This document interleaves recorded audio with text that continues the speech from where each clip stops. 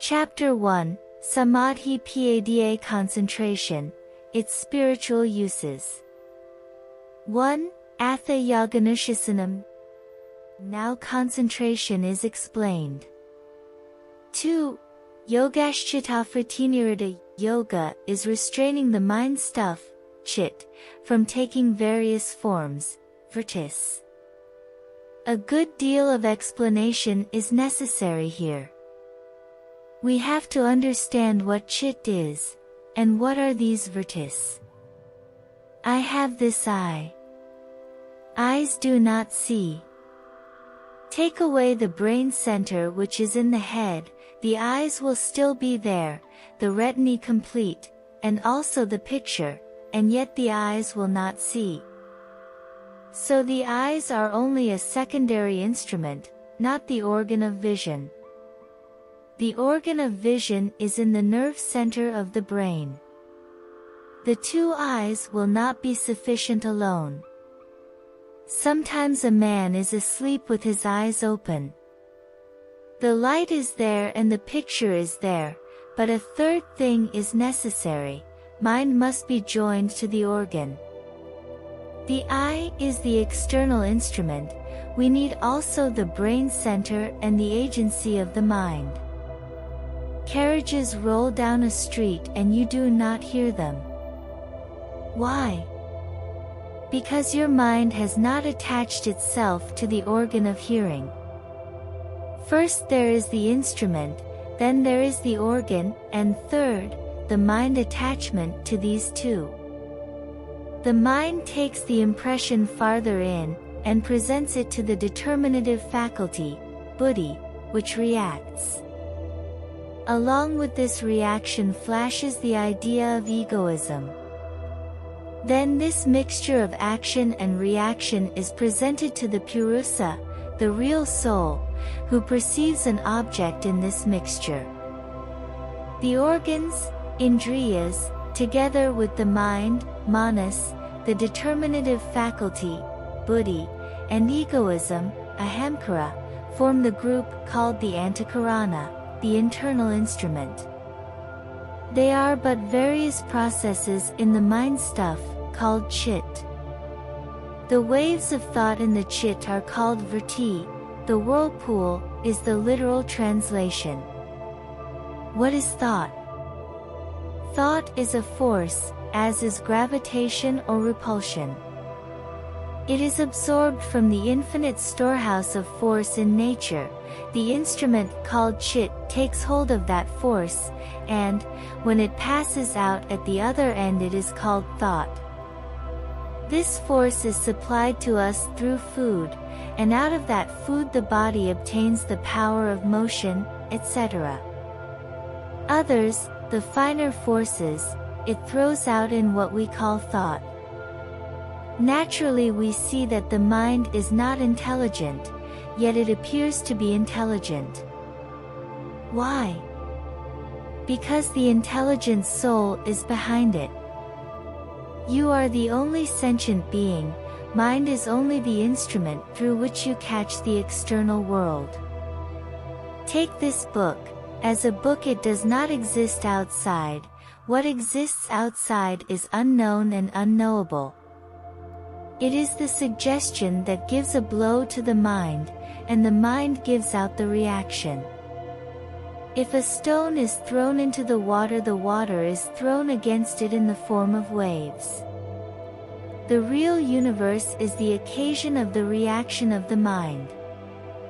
A book form, or an elephant form, or a man form, is not outside. All that we know is our mental reaction from the outer suggestion. Matter is the permanent possibility of sensation, said John Stuart Mill. It is only the suggestion that is outside. Take an oyster for example. You know how pearls are made. A grain of sand or something gets inside and begins to irritate it, and the oyster throws a sort of enameling around the sand, and this makes the pearl. This whole universe is our own enamel, so to say, and the real universe is the grain of sand. The ordinary man will never understand it, because, when he tries to, he throws out an enamel, and sees only his own enamel. Now we understand what is meant by these vrittis.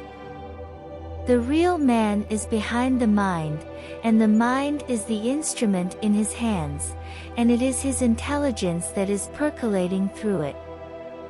It is only when you stand behind it that it becomes intelligent. When man gives it up, it falls to pieces, and is nothing. So you understand what is meant by chit. It is the mind stuff, and vrittis are the waves and ripples rising in it when external causes impinge on it. These vrittis are our whole universe.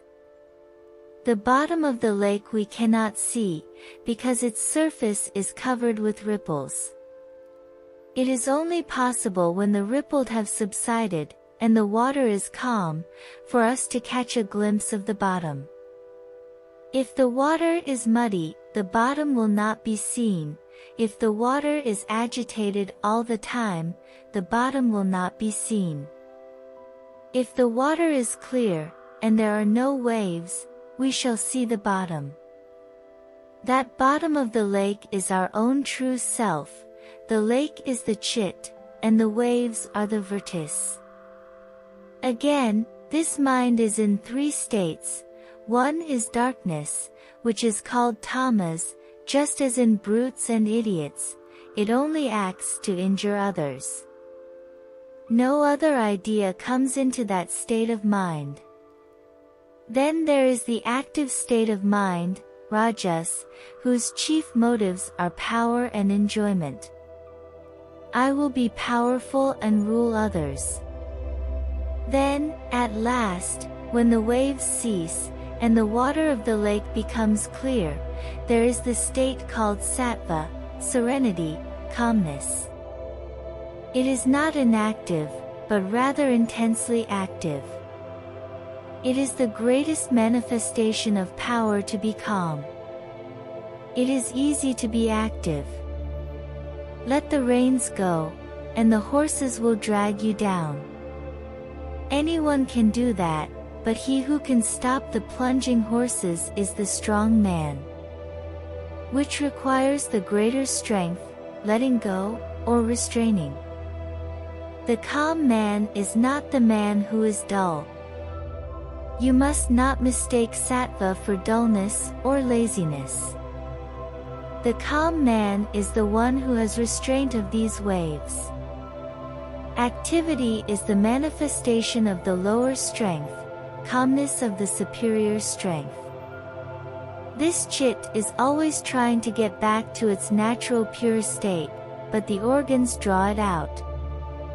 To restrain it, and to check this outward tendency, and to start it on the return journey to that essence of intelligence is the first step in yoga, because only in this way can the chit get into its proper course.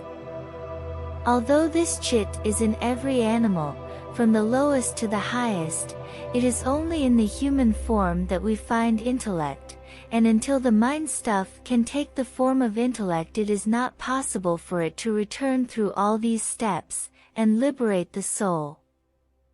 Immediate salvation is impossible for the cow and the dog, although they have mind, because their chit cannot as yet take that form which we call intellect. Chit manifests itself in all these different forms, scattering, darkening, weakening, and concentrating.